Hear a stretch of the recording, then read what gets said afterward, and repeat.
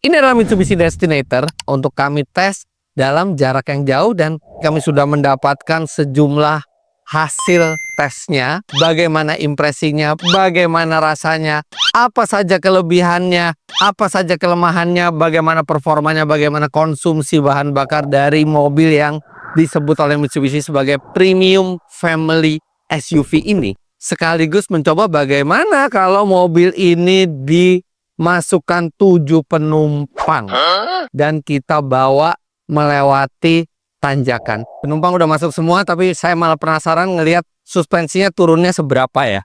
Apakah mobilnya jadi berat di belakang seperti ini? Ternyata enggak. Ini lumayan rata loh. Depan dan belakang nggak kelihatan kayak mobil keberatan beban, dan ground clearance-nya juga masih tinggi karena memang ground clearance mobil ini kan tinggi sekali, mencapai 244 mm kalau nggak menghitung underguard-nya yang di depan. Terjadi emang proper SUV yang tinggi. Sekedar reminding, ini bentuk depannya pakai desain New Dynamic Shield. Jadi tetap Dynamic Shield tapi dengan gaya yang baru. Nah, ini ada grillnya yang transparan dengan motif heksagonal. Kemudian DRL-nya ini T-shape ya, bentuk seperti T. Cuman ini keren. Yang di atas ini padat lampunya, yang di sini garis-garis. Headlampnya sudah LED, begitu juga dengan fog lamp-nya. Ternyata mobil ini starting dimulai dari 385 juta rupiah sampai ke tipe yang paling mahalnya 495 juta rupiah. Kita sekarang akan bahas beberapa hal yang kurang kami suka dan beberapa hal yang kami suka. Yang pertama adalah posisi duduk. Orang yang posturnya di atas 170 cm ini terasa agak tinggi dan dia tidak bisa direndahkan lagi. Padahal sebenarnya masih banyak space di bawah. Andaikan bisa lebih rendah lagi posisi duduknya, itu akan membuat posisi duduk yang sangat ergonomis untuk beragam postur tinggi badan. Kemudian hal selanjutnya adalah setirnya ini agak ke kiri sedikit, tidak persis di tengah. Kalau kita duduk lurus, kita luruskan setir dan kita tarik garis ke bawah di tengah setir, dia jatuhnya tidak di tengah bangku persis. Dia agak bergeser mungkin 2-3 cm ke kiri. Nggak terlalu kelihatan, tapi sekali Anda tahu, Anda nggak bisa nggak notice gitu loh. Kemudian hal berikutnya yang tidak begitu kami suka dari mobil ini adalah dia memiliki sistem auto start stop. Jadi proses mematikan mesin dan menstarternya lagi itu agak sedikit bergetar. Padahal sebenarnya auto start stop itu kan untuk membuat konsumsi bahan bakar yang lebih hemat. Tapi karena agak bergetar itu, jadi kadang-kadang kami lebih prefer untuk mematikan auto start stop tersebut. Mobil ini tenaganya besar, kemudian pengendaliannya sangat baik. Sayangnya belum dilengkapi dengan mode manual atau pedal shift. Padahal kalau ada pedal shift atau ada minimal ada mode manual di Tuas, itu pasti akan jauh lebih mengasihkan lagi. Mungkin nggak untuk semua orang ya, tapi untuk pengemudi antusias pasti akan lebih seneng kalau misalnya disediakan option bisa dipindahkan secara manual. Nah, sekarang kita akan masuk ke hal-hal yang kami suka.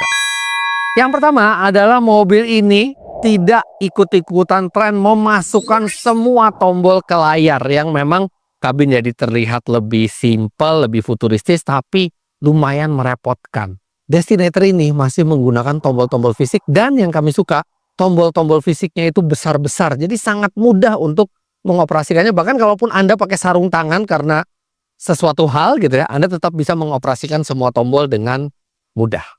Kemudian hal berikutnya, ini juga yang dibawa dari X-Force, adanya dia, banyaknya gauges di head unit. Hampir semua parameter mobil itu bisa kita lihat di head unit. Ada modenya, ada mode adventurous, ada mode reliable. Itu ada yang mode aviation, jadi seperti di pesawat. Bahkan sampai debit bensin di injektor itu juga ada di situ. Nah, tampilannya itu membuat mobil ini seolah-olah memang siap buat beradventure. Bagi Anda yang suka aviasi, Anda akan senang berkendara dengan mobil ini dengan menampilkan banyak parameter mobil itu di head unitnya. Jadi seolah-olah seperti kokpit pesawat. Kemudian hal berikutnya yang kami suka adalah sun visor mobil ini itu lebar sekali. Kalau sun visor yang mobil normal itu biasanya di derajat tertentu tidak bisa lagi menahan matahari, tapi kalau ini bisa sampai ke bawah. Kemudian hal berikutnya, mobilnya dilengkapi dengan sistem ADAS yang lumayan lengkap. Ketika kita memencet tombol kamera di setir, maka kamera dari sistem ADAS itu akan menyala dan itu seperti cheat mode. Kita bisa melihat masing-masing ban di layar head unit dan kita bisa melihat roda itu kemana secara mudah. Dan satu lagi, last but not least, mobil ini dilengkapi AC bukan hanya untuk mendinginkan tapi juga untuk memanaskan. Ada heaternya ini mobil yang bisa mengeluarkan udara hangat sekali kalau misalnya Anda mau bawa ke daerah yang dingin. Memang di alam terbuka seperti ini, mobil ini tuh seakan berada di habitatnya. Velgnya 18 inci dual tone. Seperti diciptakan untuk kita bertualang ke segala medan. Di mode berkendaranya itu juga lengkap ya. Dari mulai normal, kemudian tarmac, dia ada active yaw control, kan 0-100-nya mengagumkan, kemudian konsumsi bahan bakarnya juga tergolong baik untuk ukuran performanya, pengendaliannya